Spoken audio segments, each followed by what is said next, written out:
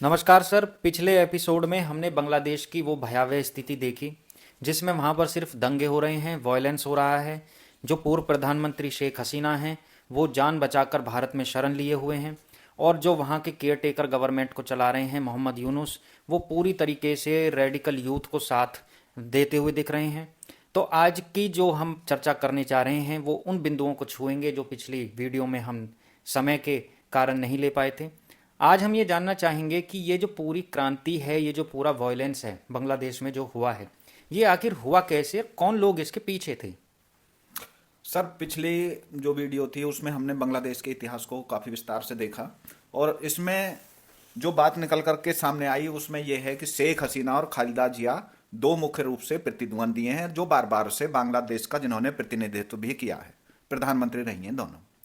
अब क्योंकि शेख हसीना ने अपना एक इस ढंग का ऑरा बना लिया कि वो फिर खालिदा जिया को कोई टर्न ही नहीं दे रही थी, हर बार वो ही चुन कर आ रही थी। उन्होंने अंतर्राष्ट्रीय स्तर पर अपने संबंध मजबूत कर लिए चारों तरफ से। तो कोई भी ऐसी स्थिति खालिदा जिया के सामने नहीं बन पा रही थी कि वो उनको ओवरटेक कर सकें और इलेक्शन में हरा सकें। तब फिर ये इस ढंग के ताने बाने बुने गई। खालिदा जिया पाकिस्तान के ज़्यादा नज़दीक हैं, ज़्यादा कट्टरपंथी हैं। शेख हसीना भारत के ज़्यादा नज़दीक हैं, वो भारत की हितों की रक्षा के लिए चीन और पाकिस्तान को थोड़ा अवॉइड करती हैं। तो इस चक्करबाजी में फिर खालिदा जिया ने एक ताना बाना बुना। और जो और सब होती हैं राजनीतिक पार्टियां कि भाई जो सत्ता में आना चाहती हैं जिस जिस भी ढंग से, उसमें फिर एक जो इंटरनेशनल ताकतें भी होती हैं जो अपने हित साधना चाहती हैं। पाकिस्तान बिल्कुल इस मूड में रहता है कि भाई किसी भी ढंग से बांग्लादेश को अपने पक्ष में कर लिया जाए। चीन भी इसी उसमें रहता है कि भाई मैं कहीं जाकर अपना स्थान ढूंढ सकूं। तो इस चक्करबाजी में फिर ये जैन जी का नाम दिया गया और इसमें बहुत सारे एलिमेंट इन्वॉल्व हो गए। हमने इसमें देखा है बांग्लादेश में कि वहाँ की आर्मी का हमें कोई ऐसा बहुत क्लियर रोल नज़र नहीं आ रहा। तो क्या वो पर्दे के पीछे काम कर रही है? वहाँ की आर्मी का आप क्या रोल देखते हैं इन सब में? सर, यहाँ पर आर्मी का वो रोल नहीं है जो पाकिस्तान में है कि पाकिस्तान के जो आर्मी चीफ हैं वो तो खुद मालिक मुख्तार बनना चाहते हैं। वो तो वहाँ के पॉलिटिशियन को उठाकर जेल में ठूस देते हैं और खुद बन जाते हैं, जैसे कि इमरान खान की हालत हो रही है। आप देख ही रहे हो कि वो उस जेल में कर दिए गए हैं, कोई उनसे मिल नहीं पा रहा है, कोई कह रहा मार दिया, कोई कह छोड़ दिया। वो इस ढंग की चर्चा चलती रहती है और इमरान खान बेचारे वहाँ पर सड़ रहे हैं। पहले भी ऐसे प्रधानमंत्री को किसी को फांसी पे लटका दिया, किसी को देश निकाला दे दिया, ऐसा वहाँ पे हुआ। यहाँ आर्मी का कोई भी रोल इसमें नहीं है शेख हसीना को हटाने में। यहाँ पर जो भी ताकतें हैं, उन्हें बाहरी कहो या अंदर की कहो, उनके थ्रू आंदोलन चला है। अब एक है इसमें उस्मान हादी, जो एक छात्र नेता हैं और एक इंकलाब मोर्चा करके बना लिया इन्होंने। और वो उसका जैन जी के नाम से नेतृत्व किया कि ये भ्रष्टाचारी हैं, शेख हसीना, इनको हटाओ इनको हटाओ, इस ढंग से किया। खालिदा जिया की पार्टी है ही है, कुछ और पार्टियां, तो उन्होंने इनके खिलाफ, शेख हसीना के खिलाफ आंदोलन चालू किए कि ये बहुत ज़्यादा भ्रष्टाचारी हैं, देश के हितों को ताक पर रख रही हैं। तो वो आंदोलन हुए बहुत ज़्यादा हिंसक, उन्होंने तोड़ फोड़ आगजनी, जैसे कि अब चल रही है बांग्लादेश में, ऐसे ही आंदोलन हुए। और जब उन्होंने सरकारी संपत्ति को नुकसान पहुंचाना चालू किया तो शेख हसीना ने उनको बहुत ही स्ट्रांगली क्रश कर दिया। उनको इतना मारा कि बस वो फिर कराहते ही रह गई, गोलियों की बौछार की उनके ऊपर। तो ये सब कारण बने फिर। तो इसका मतलब है कि जो वहाँ पर शेख हसीना ने बहुत कड़े स्टेप्स लिए जिसमें बहुत लोगों की जान गई, तो वो एक बहुत बड़ा कारण बना। शेख हसीना के खिलाफ लोगों का जो एक आंदोलन था, वहाँ के छात्रों का एक आंदोलन था, उसमें इस वजह से बहुत ज़्यादा गुस्सा था। और हमने ये भी देखा कि आप जैसे बता रहे थे कि शेख हसीना पिछले 10-15 सालों से वो वहाँ पर बनी हुई थी और हर बार वो भारत की सपोर्ट से वहाँ बनी हुई थी, तो वो हट ही नहीं रही थी। तो क्या ये आप प्रमुख वजह मानते हैं कि एक तो उनका न हटना और दूसरा जब भी कोई आवाज़ उठ रही है तो उसको क्रश करना, तो क्या इसको आप मानते हैं कि इस वजह से ये सब दंगे हुए? देखिए सर, हम तो बिल्कुल स्पष्टवादी हैं और बिल्कुल हमारा ये मानना है कि जब कोई भी लोकतांत्रिक देश में भी कोई भी लीडर ज़्यादा समय तक रह जाता है तो उसकी इच्छा होती है कि हमेशा मैं ही बना रहूं। उसके अंदर कहीं ना कहीं एक ये तानाशाही प्रवृत्ति आ ही जाती है कि अब मेरे खिलाफ कोई नहीं हो जा, जो है सो है, मैं ही हमेशा रहूं। तो शेख हसीना के मन में भी ये लालसा तो थी कि भाई मैं ही रहूं। तो इस वजह से वो जो उनके राजनीतिक विरोधी हैं वो उनको पूरी तरह से कुचल रही थी। इस बारे में तो कोई दो राय नहीं है। हम कहने लगे हैं कि शेख हसीना बहुत पाक साफ थी, ऐसा नहीं है। उन्होंने भी अपने जो राजनीतिक विरोधी हैं उनको बहुत ही कठोरता से कुचला था। तो फिर ये सब कारण बने और जो छात्र आंदोलन हुआ उनके फिर हालात इतने खराब हो गए कि वहां पर शेख हसीना के घर के ऊपर हमला हुआ। वो तो मिलिट्री के जो हैं वकार उज्जमान आज की डेट में हैं वहां पर जो आर्मी चीफ, उन्होंने शेख हसीना को एक प्राइवेट है उसके आर्मी के हेलीकॉप्टर से और उसमें जो उनके एसेट्स थे उनको रख के और भारत पहुंचाया। तब शेख हसीना के प्राणों की रक्षा हुई। तो अब आप बांग्लादेश की स्थिति कैसे देखते हैं? पहले बोलते थे कि ये एक इमर्जिंग एशियन टाइगर है, पर अब वहाँ पे इतना वॉयलेंस और इतना, अब तो एशियन टाइगर से अलग हमें एक बहुत बड़ा वाइल्ड एनिमल नज़र आ रहा है। और इसका भारत पर क्या प्रभाव होगा, जो वहाँ इतना बुरा वॉयलेंस चल रहा है? और आप कहाँ देखते हैं अब शेख हसीना के ग्राफ को? क्या वो वापसी कर पाएंगी अपने देश में, या अब उनका जो कैरियर है, पॉलिटिकल कैरियर, वो अब फाइनली यहाँ पे अब ख़त्म हो गया है? देखिए सर, शेख हसीना की बात आगे और करने से पहले अब हम जो मौजूदा में जो फ्रेम में आदमी हैं अब हम उनकी बात करना चाहेंगे। सबसे पहले हैं मोहम्मद यूनुस, जो वहाँ की गवर्नमेंट के कायदे में केयर टेकर बनाए गए थे कि भाई आप इतने दिन रहें देश को संभालें और फिर इलेक्शन कराएं। अब वो उनकी एज है 85, आप जान लीजिए। लेकिन जब वो कुर्सी पर बैठ गए तो शायद उस वक्त उनके मन में ना रही हो ये बात। वो जरूरी सी बात है, वो तो बाहर की ताकतों नहीं बैठाई, उनका कोई वजूद थोड़ी था वहां पे। वो तो एक इकोनॉमिस्ट हैं। उन्होंने 83 में 1983 में एक ग्रामीण बैंक के द्वारा अपना काम चालू किया था। ग्रामीण बैंक की एक उनकी अवधारणा है और कोऑपरेटिव की, और उनको नोबेल प्राइज भी मिला हुआ है। तो वो तो एक जीनियस आदमी है। लेकिन वो जो भी बाहरी ताकतें हैं उन्होंने उनको बैठाया कि ये हमारे प्यादे के तौर पे बैठ गए और हम अपना आदमी को चुन लेंगे फिर इस दरम्यान में। लेकिन अब वो बैठ तो गए, अब वो उस पर चिपक गई। अब वो उसको छोड़ना नहीं चाहते, क्योंकि देखो जी, प्रधानमंत्री का पद तो वही है कि उसके हिसाब से सब कुछ होगा, जो सुख सुविधा वो। फिर अब वो उस चीज से दूर भागने लगे कि भाई यहाँ पे इलेक्शन हो जाए।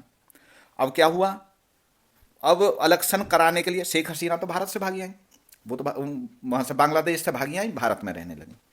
अब खालिदा जिया प्रेशराइज करने लगी मोहम्मद यूनुस को कि भाई यहाँ पे जल्द से जल्द इलेक्शन कराओ। और जो उस्मान हादी थे, जो इंकलाब मोर्चा था उनका, और यानी कि जो छात्र नेता थे, उनके मन में भी ये लालसा थी कि भाई ये अब इलेक्शन होंगे तो हमारा जो इस ढंग का असर बन चुका है, हम इलेक्शन लड़ेंगे और मैं बनूंगा। सबके मन में लालसा रहती है। अब उन्होंने उस पर मोहम्मद यूनुस पर प्रेशर डालना शुरू कर दिया। अब देखिए अब तार कहां से कहां जाएंगे। इन दोनों ने ही मोहम्मद यूनुस पर प्रेशर डालना चालू कर दिया कि भाई जल्द से जल्द इलेक्शन कराओ। और मोहम्मद यूनुस ने क्या काम किया, उन्होंने जो उस्मान हादी है उसके संगठन को अवैध घोषित कर दिया कि नहीं नहीं नहीं, ये सही नहीं है, ये तो तोड़फोड़ की गतिविधियों में, आतंकवादी गतिविधियों में, इस पर बैन कर दो, यानी कि ये इलेक्शन नहीं लड़ पाएंगे। उनका रास्ता रोक दिया। और उन्होंने अपना अंदर खाने खालिदा जिया से पैक्ट किया। और खालिदा जिया से क्या पैक्ट किया कि उनका जो लड़का है तारिक रहमान, उसके खिलाफ बहुत ही ज्यादा भ्रष्टाचार के आरोप थे सर। तब वो भागकर लंदन में गए थे इलाज के बहाने और वहीं जाकर बस गए थे। उनके सारे केस विड्रॉ कर लिए कि भाई इस सत्ता को हम शेयर कर लेंगे कैसे न कैसे ढंग से, इसको तो हटाओ, ये जो उस्मान हादी नया आ गया। अब ये घटना हुई। अब इसमें जो वहाँ के आर्मी चीफ हैं उन्होंने देखी कि ये तो इलेक्शन कराने का कोई मोनो नहीं है इनका।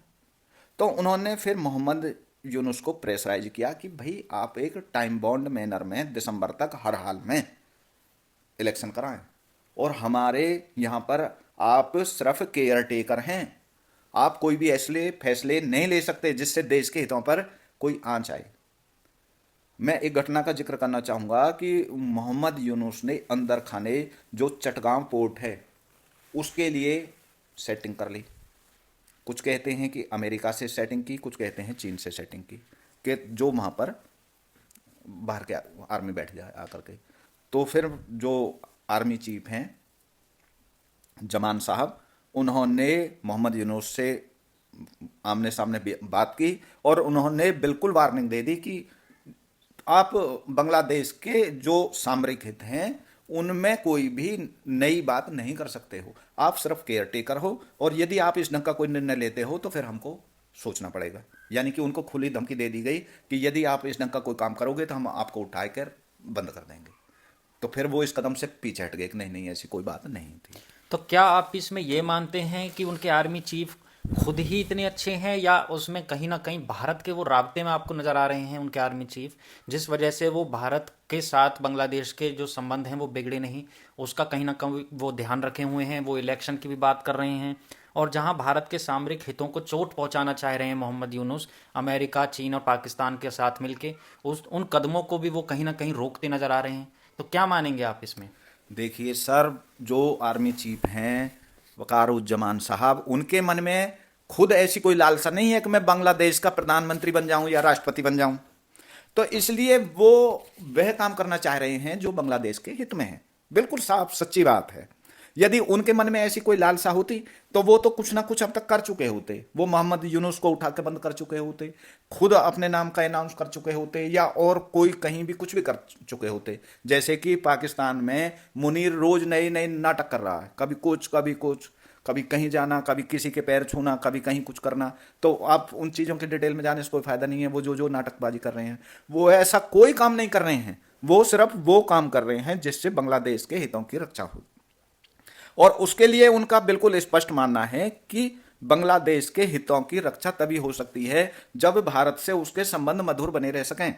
भारत की कीमत पर कोई भी देश हम नहीं ले सकते अपने साथ में, क्योंकि भारत के बगैर उनका बांग्लादेश का कोई भी प्रोग्रेस होना, कोई भी उनको अचीवमेंट मिलना एक नामुमकिन और असंभव चीज है। क्योंकि भाई बिल्कुल ही हमारी तो इस ढंग की बाउंड्री लगी हुई है चारों तरफ, तो कोई मतलब ही नहीं बनता कि भाई बांग्लादेश भारत के बगैर कहीं कुछ आगे बढ़ पाएगा। तो उनके राबते हैं भारत से। उनकी अभी एक मीटिंग हुई थी, तो लगभग अगस्त के करीब, शायद जुलाई अगस्त में मीटिंग हुई थी। तो उसमें वो बाहर हुई थी वो मीटिंग, तो उसमें वो हमारे जो हैं उपेंद्र द्विवेदी उनसे भी मिले थे, जनरल साहब से। और अभी ये अक्टूबर के करीब यहाँ पे इंडिया में मीटिंग हुई थी नई दिल्ली में, तो वो आतंकवाद के ऊपर थी। तो उसमें वो जमान साहब जानबूझकर नहीं आए थे, क्योंकि कल को फिर ये मीडिया में हाईलाइट होगा कि जमान साहब इंडिया आ गए हैं और उनके भारत से राब्ते हैं। तो वो अपने को लाइमलाइट से दूर रखना चाहते थे और इन सब चीज़ों का ज़्यादा शोर नहीं करना चाहते थे, इसलिए उन्होंने अपने किसी सबऑर्डिनेट को यहाँ पर भेज दिया था। तो बहुत ही बढ़िया, आपने पूरा अच्छे से विश्लेषण करके हमें ये तो बता दिया कि बांग्लादेश का क्या इतिहास है, वो यहाँ आज इस स्थिति में कैसे पहुंचा, इतना वायलेंस क्यों हो रहा है, और मोहम्मद यूनुस जो एक नोबेल प्राइज़ विनर थे वो कैसे अब सबसे बड़े विलन के तौर पे उभर आए हैं वहाँ पे, कैसे वो बाहरी ताकतों को शरण दे रहे हैं, उनकी गोद में जा रहे हैं। जिस प्रकार पाकिस्तान, वहाँ का आसिम मुनीर, वहाँ के शहबाज शरीफ, वो बिल्कुल गोद में बैठे हुए हैं। और अब नेक्स्ट ईयर जो इलेक्शन होगा, फरवरी उसकी डेट बताई जा रही है कि नेक्स्ट ईयर इलेक्शन होना है। तो वहाँ पर आप क्या देखते हैं कि क्या स्थिति आपको नजर आती है, किसकी पार्टी, कौन जीत रहा है वहाँ पर? देखिए सर, अभी जो एक घटना हुई है उसके ऊपर हमने चर्चा नहीं की है, वो है उस्मान हादी का मर्डर। उस्मान, इन सब परिस्थितियों में अभी उस्मान हादी ने एक मैप जारी किया और उसमें उसने हमारे जो नॉर्थ ईस्ट को कह दिया कि ये तो बांग्लादेश का हिस्सा है। उसके एक दिन या 2 दिन बाद उनका मर्डर हो गया। अब मोहम्मद यूनुस जो हैं, उन्होंने ये भारत के मत्थे मढ़ने की सोची कि भाई ये तो सब भारत का किया धरा है, और इसने मैप जारी कर दिया था और भारत को नागवार गुजरार उसने इसको मर्डर करा दिया, और वो भारत ही भाग गए। जो मर्डर करने वाले थे वो भारत भाग गए, और वहाँ तोड़ फोड़ की घटनाएं हुई। वो भी पता आपको कि हिंदुओं के घर जलाए गए और हिंदुओं को मारा पीटा गया, मर्डर भी हुए हिंदुओं के। लेकिन जो उसका उस्मान हादी का जो है इंकलाब मंच, उनकी फिर बात समझ में आई कि इससे किसको फायदा हो रहा। भारत का तो इससे कोई फायदा ही नहीं है। भारत उससे मान लो एक आदमी का, भारत कोई ऐसी चीज थोड़ी है कि उस्मान हादी ने कुछ बोल दिया और वो उसने बोल दिया कि मैप बना के कि ये बांग्लादेश का हिस्सा है तो वो चीज बांग्लादेश को मिल जाएगी। उसका भारत, ऐसे तो दुनिया बोलती रहती है, कुछ भी बोलो। नेपाल भी बोल देता कि ये सब चीज मेरी है, पाकिस्तान भी बोल देता, कोई भी बोलो, बोलने से थोड़ी कुछ होता है। फिर उनकी बात समझ में आई कि इससे किसको फायदा हो रहा है। उन्होंने देखा कि इससे असल फायदा मोहम्मद यूनुस को हो रहा है, क्योंकि ये चाहता है कि इलेक्शन टाल दिए जाएं, यहां पर हंगामा हो, तोड़फोड़ हो, इलेक्शन टाल दिए जाएं और मैं सत्ता का भोग करता रहूं। तो फिर उन्होंने इस चीज का बिल्कुल खुल के कहना चालू कर दिया कि इसमें सब कुछ इस मोहम्मद यूनुस का किया धरा है। जिसमें भारत का इन्वॉल्वमेंट नहीं है। इसकी निष्पक्ष जांच होनी चाहिए। और अब ये सब चीजें वहां पर हो रही हैं।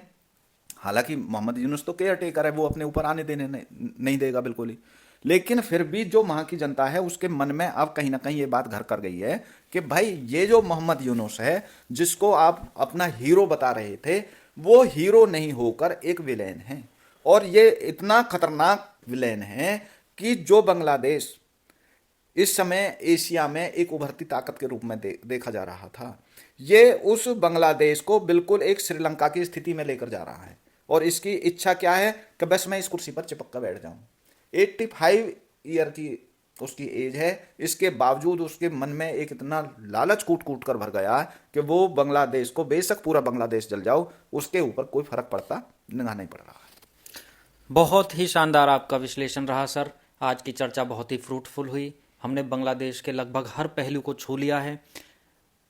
धन्यवाद आपका। धन्यवाद सर। और जो अगली वीडियो होगी उसमें हम भारत का इसमें क्या रोल है, भारत किस ढंग से इस पर एक्ट कर रहा है, भारत के किस ढंग से एक्ट करने की संभावना है, वो सब चीजों पे हम अगली वीडियो में भी चर्चा करने की पूरी कोशिश करेंगे। बिल्कुल, जो आप चाह रहे हैं कि एक डेडिकेटेड वीडियो इस बात पर बने कि भारत के संबंध अब बांग्लादेश से किस प्रकार हो रहे हैं, भारत के क्या स्टेप्स हैं, वो किस प्रकार बांग्लादेश से डील कर रहा है, इसकी जानकारी लोगों तक अभी बहुत कम है। लोग बहुत ज़्यादा इमोशनल हो रहे हैं कि वहाँ हिंदू मारे जा रहे हैं, भारत सरकार चुप बैठी है। लेकिन हम अगली वीडियो में ये सब जानकारी देंगे कि भारत आखिर क्या काम वहाँ पर कर रहा है और किस प्रकार इस भयावह स्थिति से वो डील कर रहा है। बहुत बहुत धन्यवाद सर।